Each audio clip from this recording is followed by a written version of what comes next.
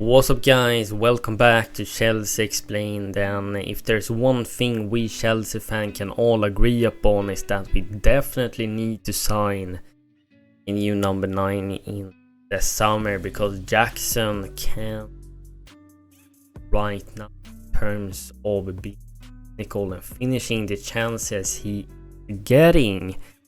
And yeah, we guessed it right, we're gonna talk about strikers in this video, and it's gonna be a long and difficult video to make because there's tons to talk about, and I can't really come to terms or agree with who we're gonna bring in, because I'm afraid no matter who we bring in Chelsea, it doesn't matter if it's Kane or Lewandowski, it's gonna flop somehow anyway.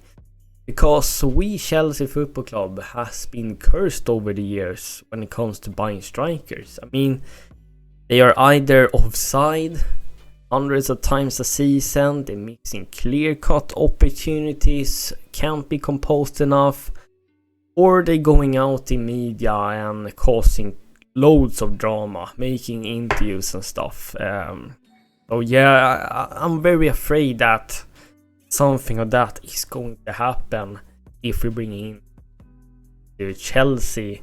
And I mean, even though Jackson has had a good season, I think he hasn't been striker for. He was operating as a winger when he was at Villarreal, and then he was moved up to the striker position because they had a series there, and he performed pretty well there. He can play as a striker, we've seen that. It's just that he's not clinical enough, taking the chances he's getting. So maybe the pressure will be lifted a little bit if another one comes in, or we moving him out as a right or left winger, because he well and he has the attribute to do so. So I think Jackson is promising. I think he does tons of things right, but come on, we are Chelsea. Literally every other elite club in his world has a proper number. Before we continue any further in this video, make sure you like this video, subscribe to my page, and hit that note bell down below. Owners, they have been looking for kids instead of looking by strikers. We know they rather want to win financially than on the pitch, and Pochettino hasn't had that many strikers to work with. He only has Jackson to play basically, because our owners thought it was a good idea to loan out Armando Broja, who was the only backup, and David Washington, who was supposed to be a wonder kid, has played 5 minutes on the bench this whole season, so he's not getting opportunities either, and therefore we haven't had much choice to play Nico Jackson up front, and I have a strong feeling that our owners and sporting directors summer are simply gonna listen to just their AI scout data and go and buy the next 20-year-old kid here to the club and then sell them later profit. Because if we want to be really serious, we can go out there buying class striker. I have a feeling they won't do that, but hopefully they learn some lesson and will actually do that though. And when you can look at Jackson and Broja's profiles, they are maybe more transitional, advanced forwards that has tons of pace, likes to go behind the back line. I think Jackson is really good in the play, and he's press resistant. He can get out of tight spaces, but he also likes to run with the ball and move out wide, whether it's left or right, and in position. And therefore maybe could be more suited to buy a number 9 that will stay centrally. He will acting as either the second striker or as a winger. That's something about. And we're gonna go through a couple of profiles. I mean, I don't really know who we're gonna bring in. I mean, it depends what type of forward Pochettino wants. But is he really gonna get that if he's asking the owners? They just won't listen. They listen to the data. AI scout data, what it's called. So it depends. Does he want like a target man or a transitional counter-attacking forward like we have now? Nico Jackson is a poacher front. Does he want someone that is all-rounded? First one is then Ferguson, Irish young kid from Brighton. But listen guys, I have no interest in Brighton anymore. I couldn't care less if that striker had 30 goals this season. I don't want to do business with Brighton. I have enough of being scammed. So that's Ferguson out the way. The next one is Sesko, who, I mean, RB, Leipzig and Salzburg, they producing good. And he got qualities. I can see that despite him being so tall, he's still mobile and pacey and has excellent link-up play. Likes to also drift out wide. I think Sesko is kind of all-rounded. And he is pretty cheap. I found his market value around 35 million pounds. But come on, he's 20 years old. He's played one season in Bundesliga. I mean, do we want to take that chance? Do we want to take the risk? I mean, he's going to come to Premier League, be a 20-year-old, and he's going to finish the front of goal. I don't know, I'm afraid. I'm a bit afraid there. Jimenez is another young striker doing fantastic at Feyenoord. The one season where he's been really good at Eredivisie. I'm not sure there either. We got Openda from Leipzig. I am advanced forward there as well. Has blitzering pace, lightning speed, thrives going behind the back line and channels like a Timo Werner. He can stretch defense, etc. And he has loads of goal in Bundesliga. It's just that I'm so afraid of touching Bundesliga players, especially when they are patient backline. We saw with Werner. I mean, he scored so many goals in that was insane. I thought he was gonna be top tier for us. Now he was good for us, but he wasn't absolute world class. And so 52 million pounds for Penda. I see him being good next to a big striker like Werner. Let me know what you think, Penda, but I'm not so sure either. Jonathan David is someone that's doing a fantastic job at Lille. Cost a bit more or a bit less than Penda, 48 million pounds there.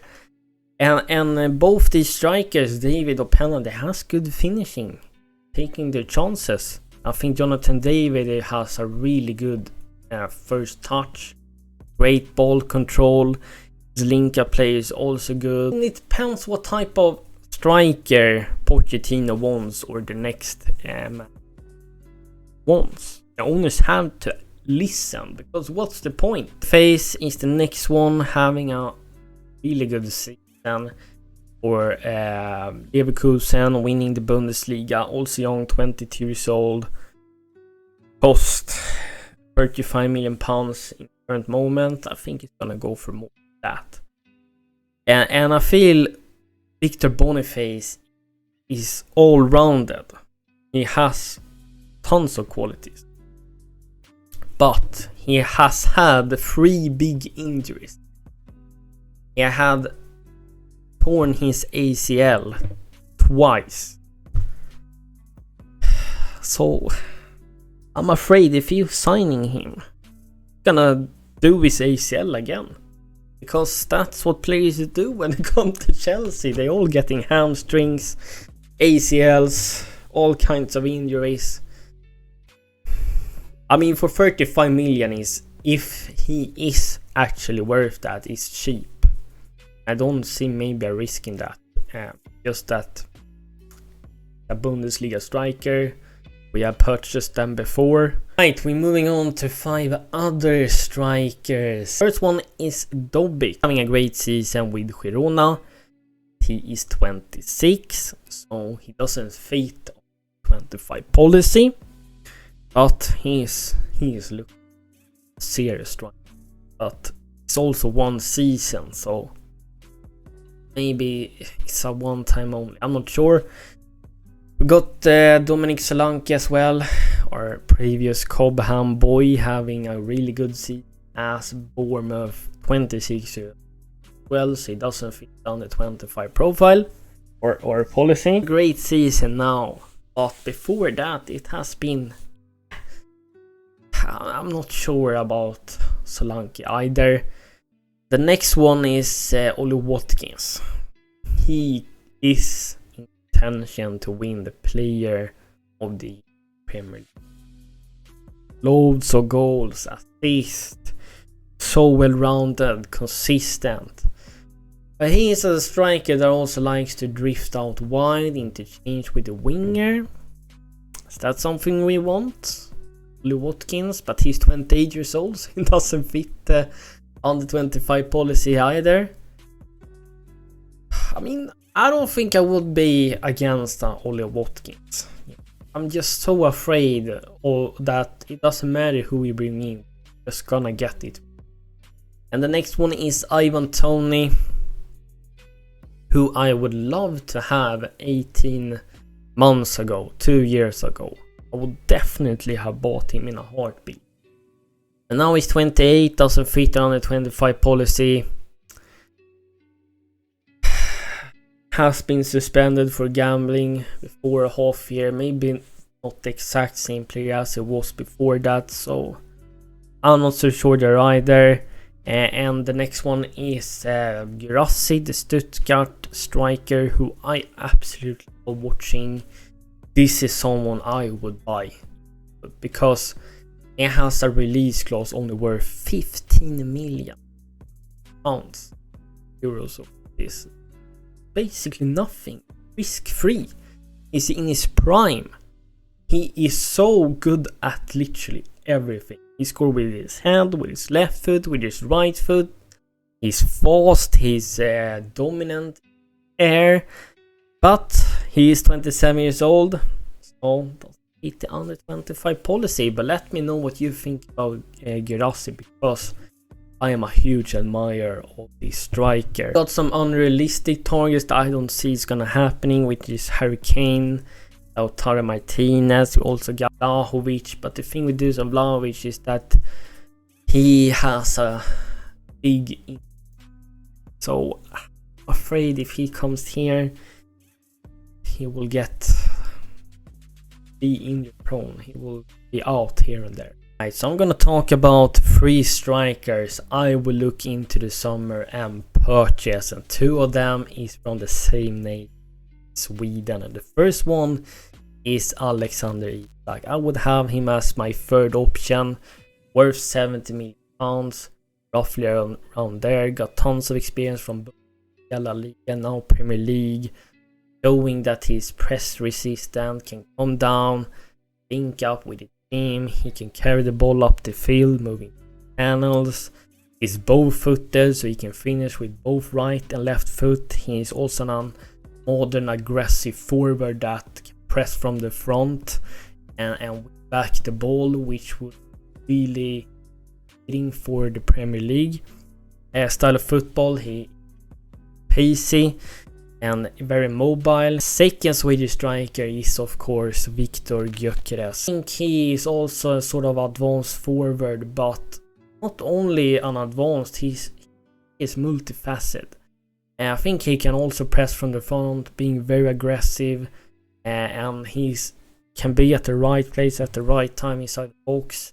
He is mobile despite being stocky, and he's showing that he has goal scoring prowess, scoring all kinds of goals. What I really like about him is he's physical, he's strong like most of these strikers are, and the best thing about him honestly is that he hasn't been injured the whole season. The guy is always fit. and ready to go like Conor Gallagher. So I mean, that should be the number one priority, honestly. Work rate is really good. His finishing is good. He is pretty fast too, despite him being all and physical. So, very strong, powerful, and mobile striker, in my opinion. In summer. The last one is my number one choice because can see a lot of similarities in Drogba. Of course, it is Victor Osimhen. Only two downsides here is the value. Do we have the money to buy him? And can we afford his wages? He is worth around 110 to 130 million pounds, somewhere around there. And he has a slight history. But for me, he got everything to be a Premier League striker. He is fast. He can be at the right place at the right time and poaching goals. He can be clinical. He's physical.